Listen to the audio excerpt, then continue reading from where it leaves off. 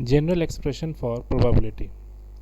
In order to obtain a general expression for total probability of a distribution, let us consider a large box divided into k cells of area A1, A2, A3 up to AK as shown in the above figure. This figure A1, A2, A3, A4, A5. This is for ith particle and this is for kth particle.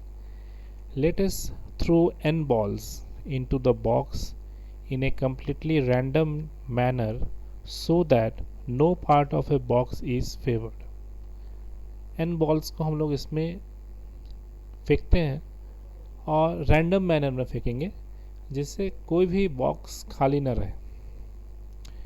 We have to note down the number of balls falling in each cell and then repeat the experiment a large number of times.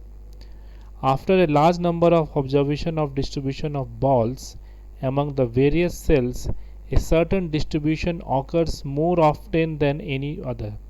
It is called most probable distribution. Most probable distribution. But this distribution is not accurate.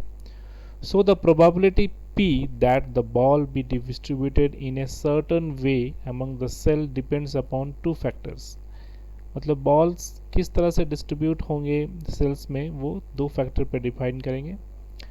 Number one, the a priori probability G और the distribution which based upon the properties of each cell. Properties of each cell पे वो depend करेगा पहला.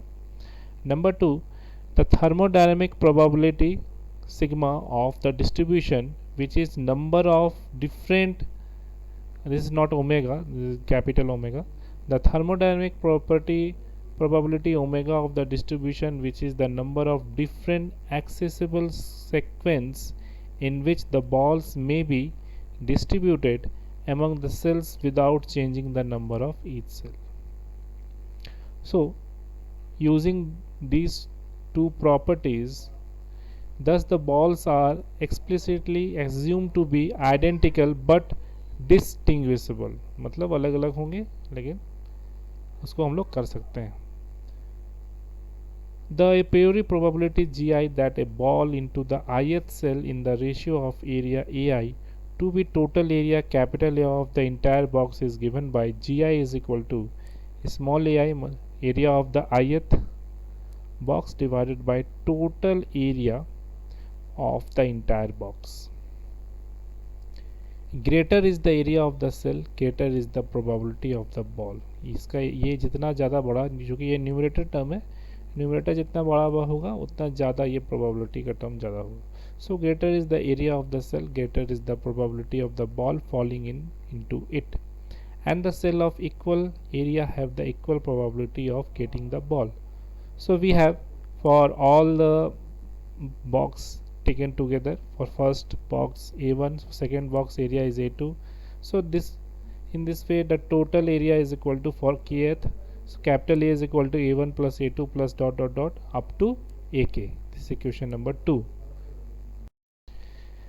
Since by hypothesis the ball falls into the box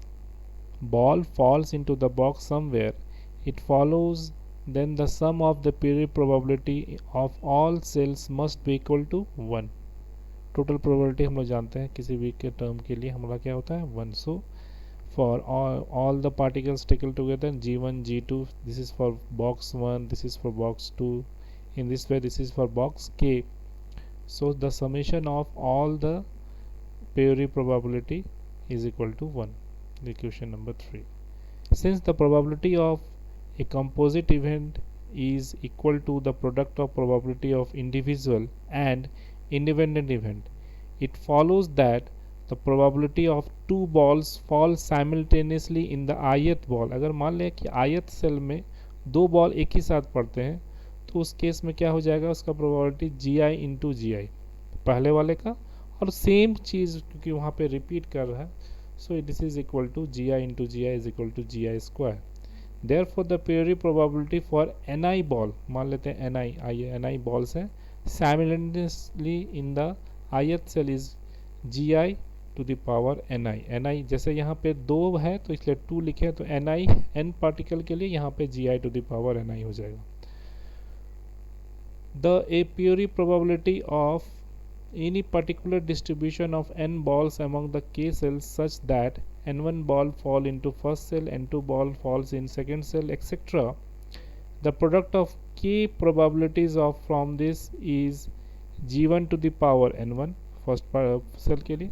जैसे यहाँ पे हम लोग फाइंड किए ये टर्म हम लोग यहाँ पे फाइंड किए, तो फर्स्ट के लिए बॉक्स के लिए क्या हो जाएगा g1 to the power n1, second के लिए g to the power n2, इस तरह से ith के लिए gi to the power ni, और k के लिए हो जाएगा gk to the power nk। Question number 4। But we know that for the all number of balls is equal to total n, so capital N is equal to n1 plus n2 plus dot dot dot ni plus nk is equal to capital N। इसको summation के form में इस तरह से लिखेंगे, capital N is equal to summation i ni। Question number 5। If all cells are not equal size, then they have the same a priori probability g, so that capital G is equal to g to the power n. Since all the distribution of balls among the cells are not equally probable, we have to therefore since all the distribution of balls among the cells are not equally probable, we have to introduce a concept of thermodynamic probability. क्योंकि हम देख रहे हैं कि हर cell में ball का distribution even नहीं है, मतलब एक समान नहीं है, सो हमको थर्मोडायनेमिक एक टर्म्स इंट्रोड्यूस करना पड़ रहा है जिसका नाम है थर्मोडायनेमिक प्रोबेबिलिटी। सो मान लेते हैं if we have n1 balls in first cell, n2 ball in the second cell, and ni ball in the ith cell, and nk ball in the kth cell. There can be a number of ways in which this configuration can be obtained. This number is called thermodynamic probability for this configuration. So the number of ways in which n1 ball out of total n balls may be fall in the first cells are using combination formula। n से combine लेके लिए combination कर रहे हैं n1 के लिए, तो ये हो जाएगा इसका जो फॉर्मूला होता है NCR का फॉर्मूला हम लोग जानते हैं, factorial n divided by factorial r n minus r। सो यहाँ पे हो जाएगा factorial n divided by n1 factorial n minus n1 factorial. Similarly अब हमारे पास कितने बॉल रह गए, कैपिटल n बॉल से हमने n1 बॉल ले लिया, तो हमारे पास बचे total ball n minus n1। अब ये बॉल किस में पड़ेंगे, सेकेंड सेल में, तो सेकेंड सेल के लिए हो जाएगा capital n minus n1 c n2। This is called, ये भी कॉम्बिनेशन फार्मूला से इस तरह से हो जाएगा। अब हमारे पास जो बॉल बचते जाएंगे इस तरह से हम केथ सेल तक इस तरह से हम लोग फाइंड करेंगे। So total number of ways in which n1 balls fall in cell 1, n2 ball fall in cell 2, in this way up to nk ball falls in cell k sigma, that is thermodynamic probability is equal to first के लिए, ये second के लिए, इस तरह से third के लिए, इस तरह से ये k के लिए होगा। तो अगर इसमें ध्यान दें तो n माइनस n1 ये इसका डिनोमिनेटर और इसका इनोमिनेटर कैंसिल हो जाएगा, इस तरह से इसका डिनोमिनेटर इसका न्यूमरेटर, इस तरह से देख रहे हैं सारा टर्म कैंसिल होते जाएगा, सिर्फ रह जाएगा कैपिटल N इसका n1 और लास्ट वाले टर्म का ये, ठीक है। तो ये हो गया capital N n1 n2 n3 इस तरह से up to nk। This is called thermodynamic probability of distribution. So the total probability P of the distribution is the product of priori probability G and thermodynamic probability. Priori probability को G से denote करेंगे और ये omega है।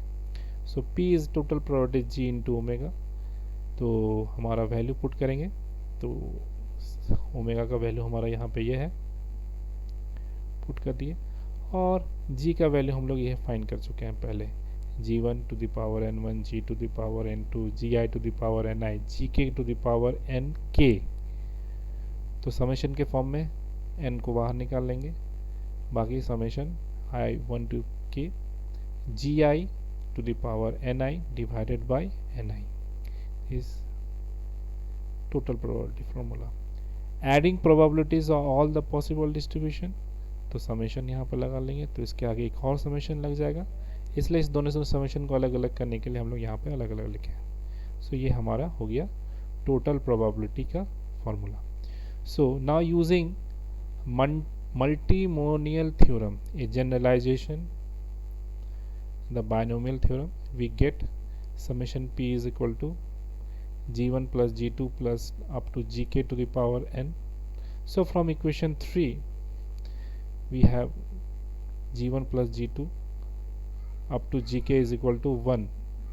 So we get summation g to the power, ये पूरे का value क्या हो गया 1 का power n, that is 1, which means that n balls are certain to fall in box somewhere.